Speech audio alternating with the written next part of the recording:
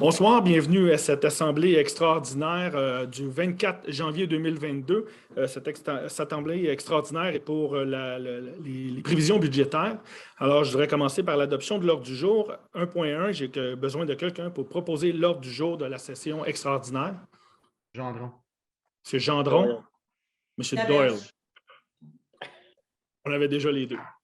2.1, présentation de l'adoption des prévisions budgétaires 2022 pour l'exercice se terminant le 31 décembre 2022.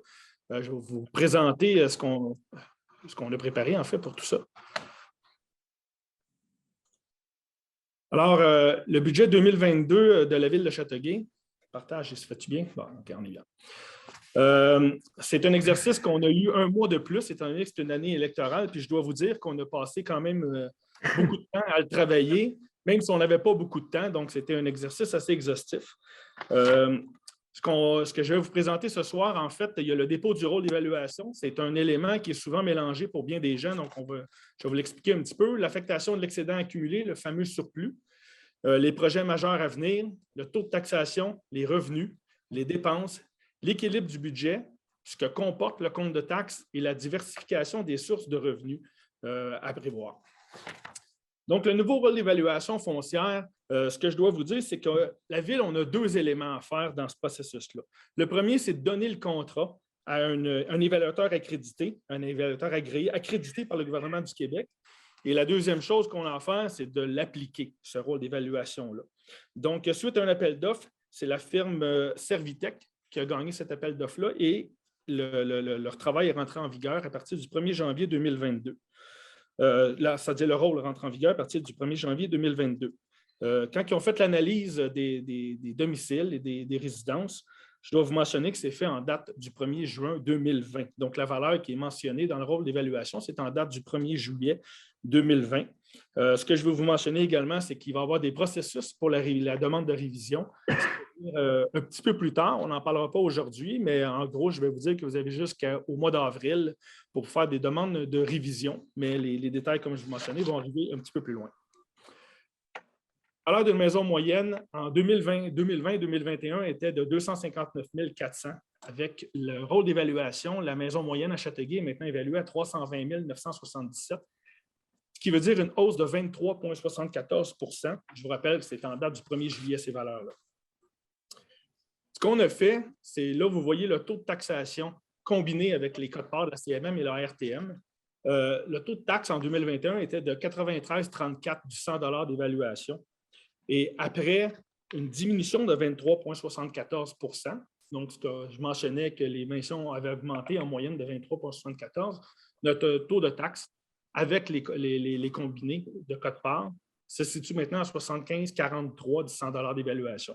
En fait, ce qui se passe là-dedans, c'est que notre revenu de taxes en 2021 à la Ville de Châteauguay est évalué à 58 millions.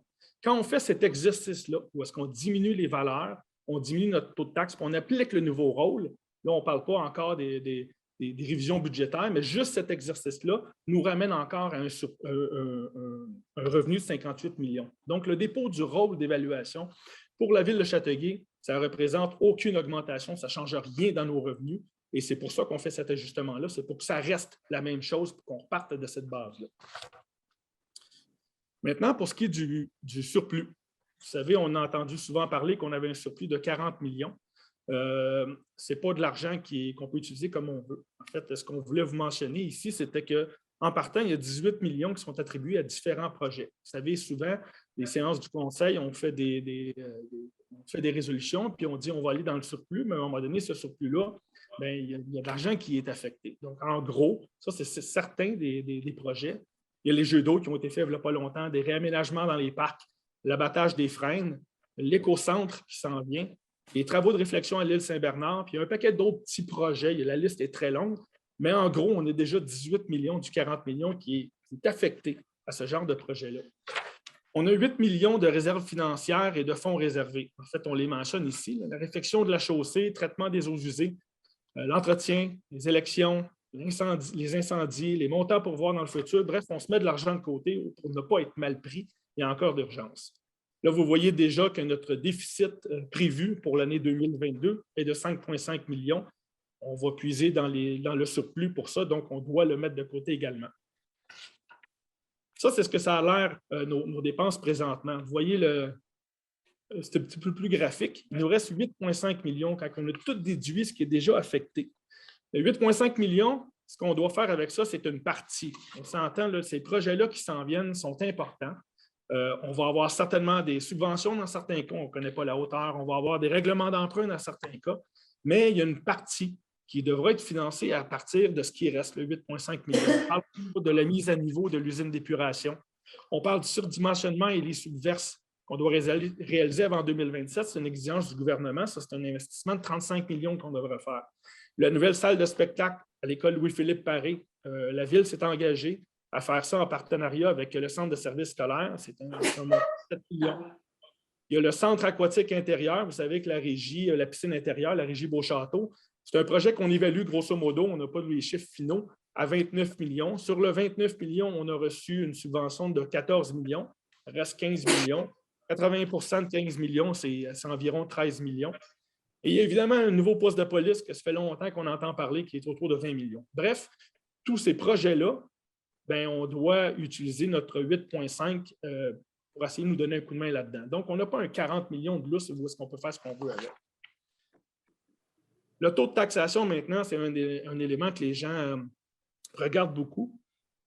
Évidemment, c'était notre préoccupation numéro 1 quand on a fait le budget. Ce qu'on annonce, c'est une indexation de 2,9 du compte de taxes. C'est en bas de l'IPC. Vous voyez, l'IPC est établi en novembre 2021 à 4,7 puis la majorité de nos contrats suivent l'IPC. On a une augmentation des charges sociales et des rémunérations de 6,5 Ce n'est pas à négliger. Juste à titre d'exemple, on a l'augmentation de toutes nos assurances à la Ville de 400 000 Ça, c'est environ 0,67 du compte de taxes. Vous savez, quand on dit qu'on augmente le compte de taxes de 1 ça représente environ 600 000 Juste les augmentations d'assurance, ben, c'est 0,67 de ce 1 %-là. On a la masse salariale qui représente 57 du budget d'opération, soit 55,5. Donc, quand on parle qu'on augmente les charges sociales et la rémunération, ben, c'est ce montant-là qu'on vient affecter. Donc, les revenus de la Ville sont établis à 104 millions avec l'augmentation de 2,9 Donc, 59,4 de tout ça, c'est les taxes. Suivent ensuite les tarifications dans les revenus qu'on reçoit. Ça, c'est tout ce qu'on reçoit, qu'on doit payer, par exemple, la régie, qu'on doit payer les collectes sélectives, toutes ces choses-là, les services rendus, les compensations tenant lieu de taxes. À titre d'information, ça, c'est les écoles, les hôpitaux, les endroits qui ne payent pas de taxes. C'est le gouvernement qui nous donne un lieu de taxe qui est plus bas que le montant de taxe, c'est selon la loi. Bref, tous ces éléments-là, ce sont nos revenus qui représentent 104 millions. Du côté de nos dépenses, en fait, notre budget total est de 109,5 millions. De ça, on enlève le service de la dette, en fait, la portion d'investissement, notre budget d'opération, se situe à 97 millions. Pardon. Là, vous voyez ici un peu où sont nos principales dépenses. Les travaux publics, évidemment, on parle de déneigement, on parle de routes, on parle de la voirie. La sécurité publique, on parle des policiers, on parle des pompiers, là, on parle des activités. Bref, c'est pour vous donner une idée de comment est répartie nos dépenses en cours d'année. Le service de la dette, je le mentionnais tantôt, de notre budget total de 109,5 millions, on a retiré 12,5 millions parce que c'est le remboursement en capital de notre dette. En fait, le service de la dette, il y a 2 éléments là-dedans. Il y a le remboursement en capital, puis il y a les frais de financement, de 4 millions. C'est un exercice budgétaire comptable, ça. Donc, cette portion-là de 4 millions ne peut pas être comptée dans les investissements, mais il fait partie de notre budget d'opération. Mais en tout, la dette, le service de la dette représente 16,5 millions de nos obligations.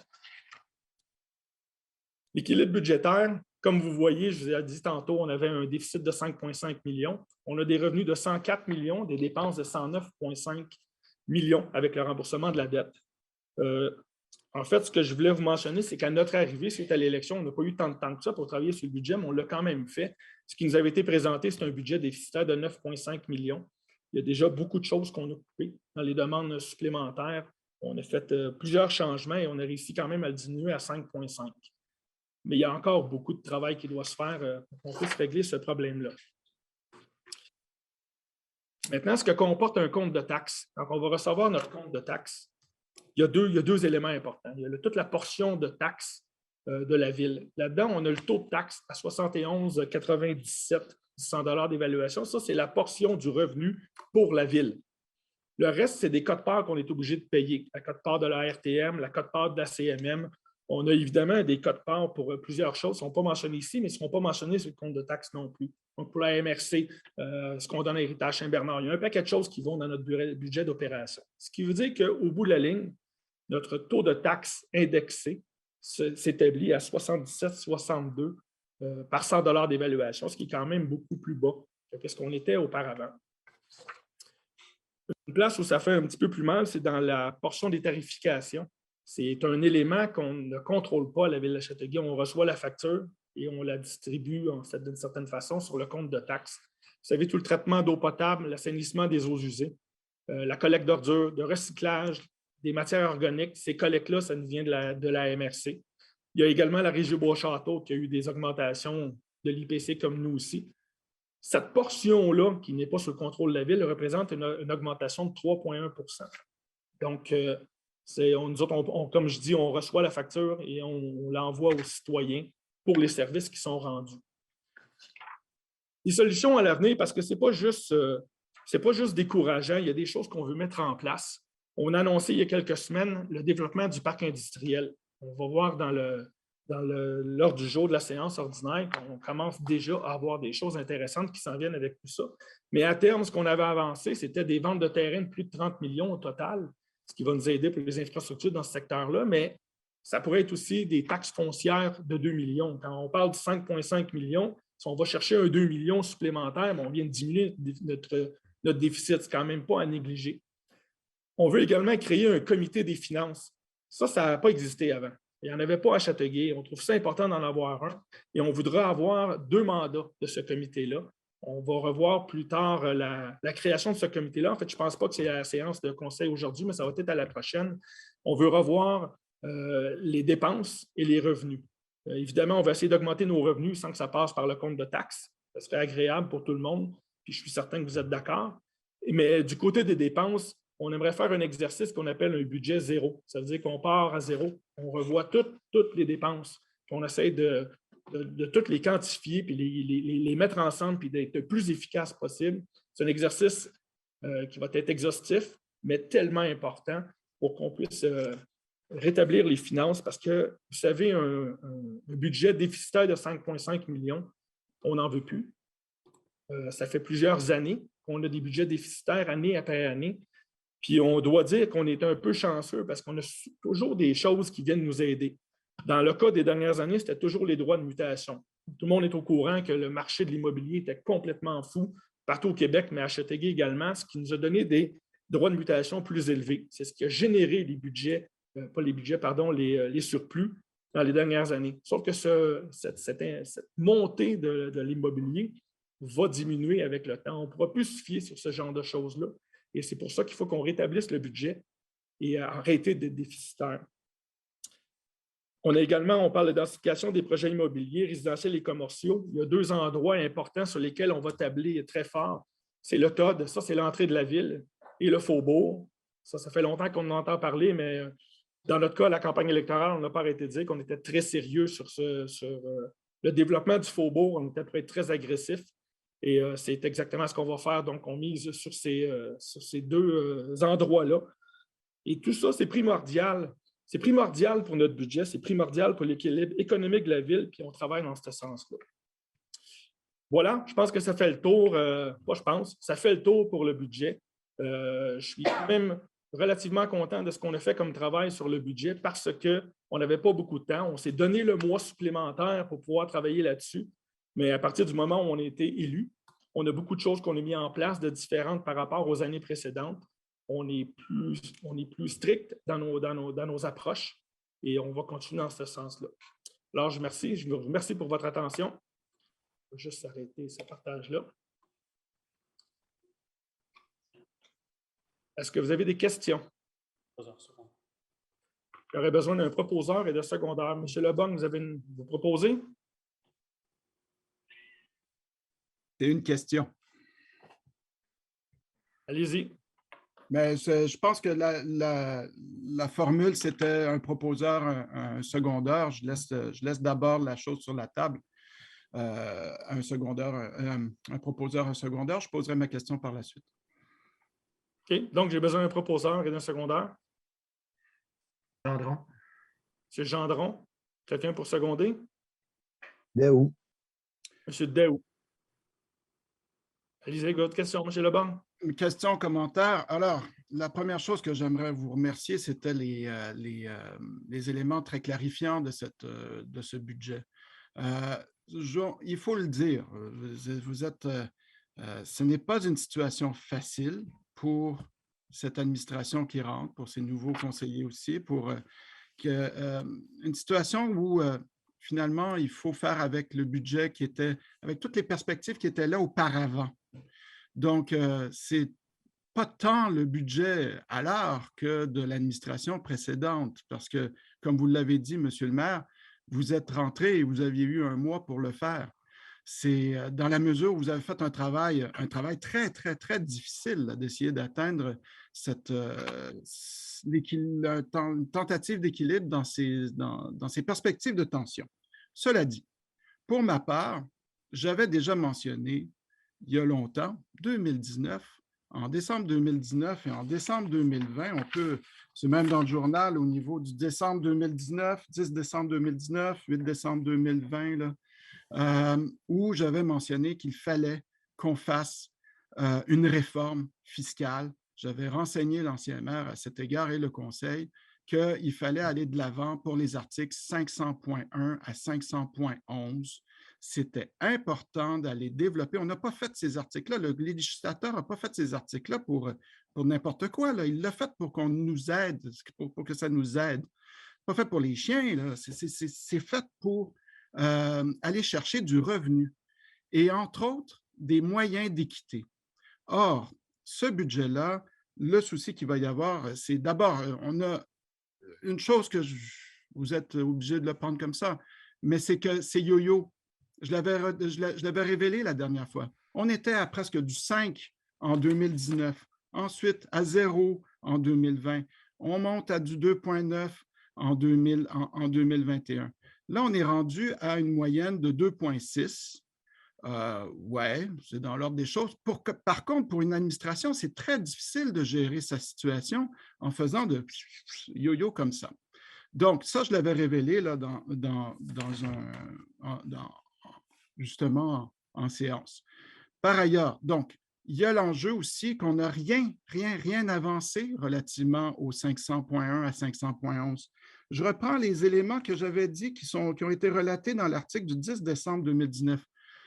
C'était que j'avais dit qu'il fallait présenter des nouveaux moyens, qu'on avait présenté des choses au congrès de l'UMQ, comme taxer davantage les entreprises génératrices de risques, les immeubles vacants, les terrains contaminés, les panneaux d'affichage détachés, les coefficients d'occupation, ou taxer sur le manque de canopées dans le stationnement. Je reprends texto, qu'est-ce que j'ai dit? Je vous donne un exemple très précis. Exemple, les affichages détachés sur Anjou, OK, ou ailleurs même dans la ville. Ce genre de choses-là, on peut les taxer. Elles ne le sont pas. Elles occupent un espace public. Elles entravent notre vision et elles se donnent le droit de nous entraver dans la vision de la ville, dans la beauté de la ville. Or, si on taxait ces affichages qui sont inutiles maintenant en raison des GPS, il faut le dire, qui les désignent, les commerces de toute manière, si on les taxait, peut-être que les commerçants enlèveraient ces panneaux ou choisiraient de les garder, mais financeraient. On aurait une situation où on pourrait aller de l'avant dans l'enterrement des fils électriques sur Anjou. Ça serait des montants. On va être obligé de s'astreindre parce qu'on a fait des choix auparavant, de s'astreindre dans nos projets. Pas d'enterrement de fil. La question de la passerelle. Joseph Allard, je vous pose la question. Hein.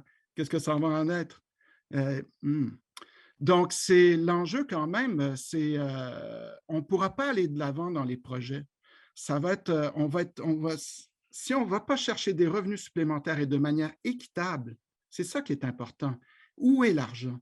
Il est chez les gens qui font de l'argent, justement. Oui, il y a des entreprises. Oui, il y a des entrepreneurs. Madame Carnaïs, s'il vous plaît. Hein? C'est parce que c'est long. C'est peut-être long, mais j'ai le droit de m'exprimer. C'est qu'à un moment donné, il y a des choix à faire qu'on doit aller de l'avant. Et c'est pour ça que je vais m'objecter à ce budget-là. C'est parce qu'on n'a pas fait les Monsieur choix. Lebrun, Monsieur Lebrun, je vais juste vous mentionner, quand on avait passé la fin de semaine à travailler sur le budget, je vous avais demandé justement vos idées, donnez-nous-les à ce Ça fait jour. 3 ans Je que je ne les les donne. je ne les ai pas reçus. Ouais, mais c'est pas avec moi que vous parliez. Hein. Moi, je vous ai demandé de me les envoyer, puis on va essayer de voir ce qu'on peut mettre en place. Il y a déjà des choses dans ces éléments-là qu'on a mis en place, notamment dans le développement du parc industriel, sur l'utilisation de l'espace du terrain pour le maximiser. On a déjà commencé à mettre ces choses-là en place. Et en plus, comme j'ai mentionné, on va créer un comité où est-ce qu'on va revoir nos dépenses, on va revoir nos façons d'augmenter les revenus. J'espère bien que vous allez participer sur cette portion-là, que ce n'est pas juste des paroles en l'air. Parce Oh, mais je qu'on vais a aller. on a travaillé très fort pour augmenter les revenus. On a déjà mis des choses en place. Là, maintenant, si vous voulez faire un monologue là-dessus, Mais libre je à vais, vous, mais je pense qu'on n'avance pas là-dessus là, en ce moment. je Vous, vais, vous nous avez dit dès le début, peu importe ce qu'on faisait, vous votiez contre. ben Donc, parce on qu'on pouvait n'a rien travailler. fait depuis. Ben non, au contraire. Mais Non, c'est on n'a rien correct, on fait au niveau respecte des votre revenus. droit. Là, donc, vous demandez le vote? Non, attendez, là. Je vais quand même, vous me demandez la question.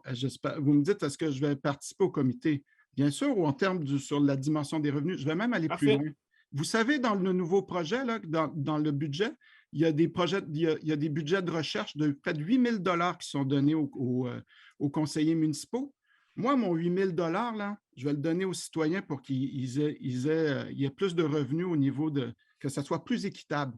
Mon 8 000, je le mets sur justement la recherche au niveau du budget. Et je mets au défi les autres membres du conseil d'alimenter cette recherche-là en termes de budget pour que les citoyens puissent y gagner, qu'on puisse ralentir la taxation, mais qu'on puisse aussi aller chercher des revenus chez ceux qui ont le plus d'argent, chez ceux qui peuvent déduire au niveau fiscal aussi. Tous ces enjeux-là ont été discutés à l'UMQ aussi. Et c'est pour ça que je veux qu'on avance. La réforme fiscale, elle est importante, elle doit être faite. Monsieur Et quand je Lebon, parlais, ça va être fait. Ça va être fait. Oui. Ça va être fait. On s'est engagé à faire cet exercice-là et je vous demande d'y participer. Je suis bien content d'entendre que vous allez prendre votre montant d'argent pour la recherche et l'investir là-dedans. C'est une très bonne nouvelle. Moi, je suis content. Je veux qu'on augmente les revenus, puis on a déjà commencé à travailler dans ce sens-là. C'est déjà amorcé, là. Donc, là où on est rendu, c'est essayer de clore le budget. Donc, mais de toute façon, vous comprendrez. Allez-y, finissez. Là. Vous voulez clore le non, budget? mais moi j'ai terminé. Je vous demande si vous demandez le vote. Moi, je vais demander le vote parce que je ne suis pas Parfait. tenu à ce qui s'est passé Donc, auparavant. J'avais voté contre en mentionnant ces éléments-là. Ils ne sont pas d'accord. là. Donc, Et si on fait le. je demande le vote. Vous avez demandé le vote. M. Doyle. Commence par François Lebon. Commence M. par François Lebon, il est Lebon. contre. J'ai contre. Je l'ai mentionné, je vais voter contre. C'est bon. M. Doyle. Pour. Pour. Mme Bryan. Pour. M. Corbeil. Je ne suis pas de plus emballé que M. Lebon du budget actuel. Je n'ai pas fait de cachette à personne. Là. Non. Mais M. Lebon là, devrait savoir que demain matin, même s'il vote contre, ces nouvelles sources de revenus ne seront pas en vigueur. Je trouve ça plate. Là. Parce que M. Lebon est invité à participer vraiment activement. Là, puis moi, j'ai vu ça passer, là, je pense. Puis il y a de l'intérêt. Puis il faut adopter un budget. Alors, je suis obligé de voter pour aujourd'hui. Mais je trouve l'argumentaire de M. Lebon très long, honnêtement, là, puis un petit peu hors propos même aujourd'hui. Je suis déçu de ça. Alors, je vote pour. Mme Laberge. On a compris que c'était pour. Vous êtes sur le. Mme Carnéis. Pardon. On a la misère avec les micros ce soir. Parce qu'ils nous ont tous fermés tantôt. Ils nous ont tous arrêtés. Ils ont tous fermé nos micros, alors il faut les réouvrir. En effet. OK. Mme Carnéis, faites un pouce si vous êtes pour.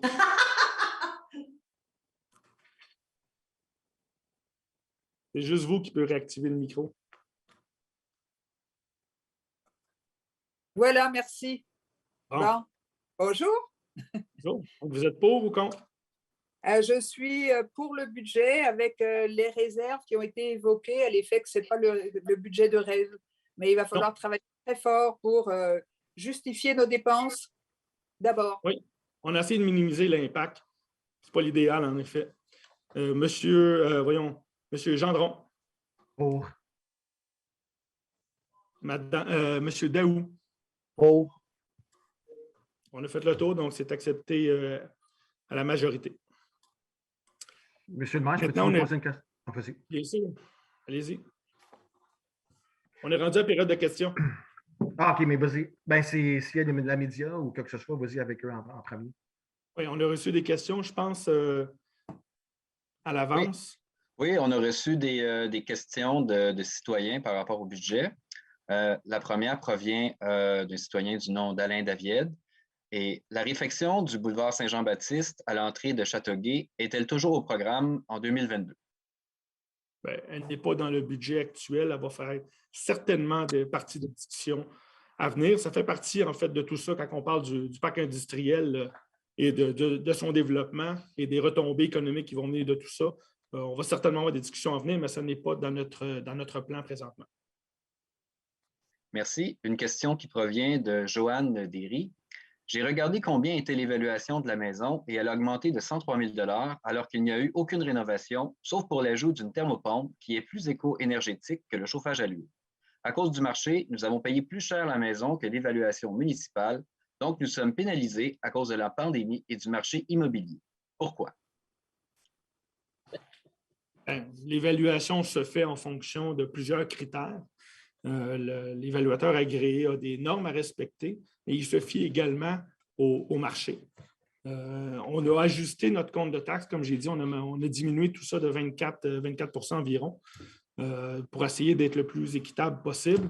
Maintenant, il y a un processus qui s'en vient pour la demande de révision et je vous encourage, si vous croyez que l'augmentation de votre domicile est exagérée, je vous encourage à suivre ce processus-là. On va l'annoncer bientôt. Il va y avoir un appel à faire à l'hôtel de ville. Ensuite, peut s'enclencher le processus de révision. Puis je dois vous dire que ce processus-là, ce n'est pas la ville qui peut le faire pour les citoyens, c'est vraiment indépendant à chaque citoyen. Comme je disais, on a deux obligations en tant que municipalité, c'est de donner le contrat et de l'appliquer. Et c'est ce qu'on a fait. Si vous croyez que l'évaluation de votre domicile n'est pas juste, vous avez la possibilité de demander une révision et d'aller discuter avec les gens qui ont fait cette évaluation-là. Et ça peut arriver qu'ils vont faire une révision.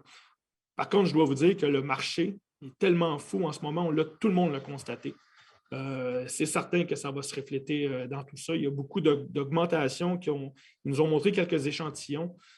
C'est des maisons qui ont augmenté beaucoup en valeur, mais c'est pratiquement le prix qu'elles se sont vendues réellement. Donc, comme je dis, je vous encourage à vérifier ce qui s'en vient dans les prochaines semaines pour le processus de révision. Ça devrait répondre à votre question. Est-ce qu'il y a d'autres questions? Oui, merci. Une dernière question en provenance de Michel Thibault.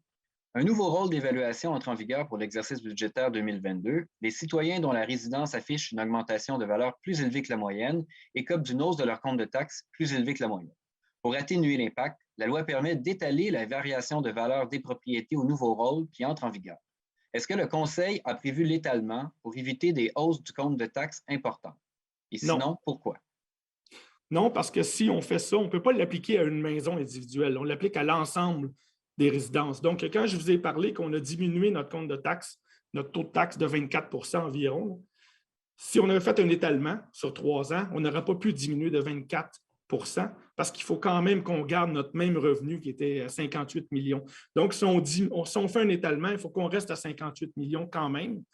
Donc, l'étalement aurait causé une moins grande diminution du taux de taxe, et ce qui fait qu'au bout de la ligne, ça aurait coûté la même chose. Là. Donc, non, on n'a pas pris ce chemin-là.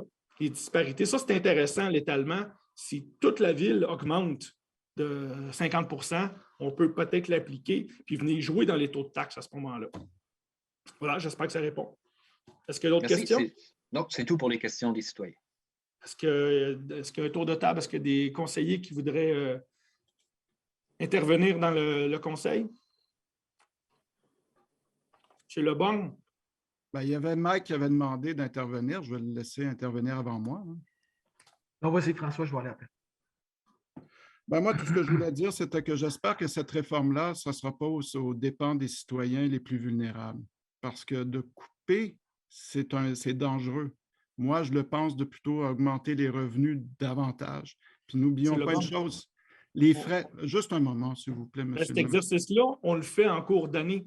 Vous pouvez tout répéter ça, puis on a dit justement qu'il va y avoir une étude exhaustive pour l'augmentation des revenus et le contrôle des dépenses. On va le faire en cours d'année. Vous faites partie du conseil qui va participer à ce processus-là. Alors, j'espère que vous allez suivre vos conseils. Moi, je vais participer au processus de recherche du revenu. Concernant la coupe, mais cela dit, voilà ma participation, parce que le problème, c'est l'équité aussi quand on parle d'économie. Ce n'est pas seulement de l'argent, c'est l'enjeu de la redistribution de l'argent. Ça, c'est important, ça, de garder ça en tête. Merci. Parfait. Monsieur Gendron? Je voulais juste répondre à quelques questions qui sont sur les réseaux. Quand les citoyens disent que l'augmentation des taxes ne reflète pas les services qu'on a à Châteauguay, je dois dire que je pense différemment que qu'est-ce que quelques citoyens disent, parce qu'à Châteauguay, là, on n'est pas Mercier, on n'est pas Bornois, on n'est pas Saint-Isidore, on n'est pas Sainte-Martine, puis on n'est surtout pas les Ries au Kanawaki. On donne plus de services ici que n'importe qui dans la région. Dans la région. La vie citoyenne avec tous les spectacles, avec tous les sports qu'on fait en travers les villes, des sports qui coûtent le moins cher pour les athlètes à Châteauguay que ça coûte dans les autres villes. On les supporte, nos jeunes. On fait des parcs qui sont... on améliore nos parcs depuis plusieurs années. Les services sont là. Des pompiers qu'on a à Châteauguay, mais c'est sûr que dans les autres villes, ils n'ont pas les mêmes services. Fait que quand on a 10 pompiers qui arrivent chez vous en intérieur de 10 minutes pour sauver mon meuble, etc., pour le kit, c'est pas le cas à Mercier, c'est pas le cas à Léry, c'est pas le cas à Sainte-Martine, c'est pas le cas à Saint-Isidore, puis c'est surtout pas le cas à Bornois. Fait que de dire qu'on n'a pas de service, je suis complètement surpris par les citoyens qui font ces commentaires-là. Monsieur le maire, est-ce que vous avez préparé une vidéo pour nos citoyens anglophones pour expliquer le budget? Parce que le budget a été fait en français à 100%. Il y a des commentaires en anglais qui auraient voulu. Est-ce qu'on peut préparer un vidéo pour expliquer notre présentation en anglais qu'il peut avoir sur le site de la Ville de Châteauguay? Au moins, la présentation qu'on a fait, ça pourrait être envisagé, en effet. Okay. En effet. C'est quelque chose qui se fait pour cette semaine. Puis dans le futur, on peut tout s'assurer que ça soit fait en même temps. Puis les citoyens auraient juste à aller directement sur le lien vidéo. Parce que légalement, on comprend qu'on a une obligation de le faire en français. Pas seulement en français, mais au moins en français.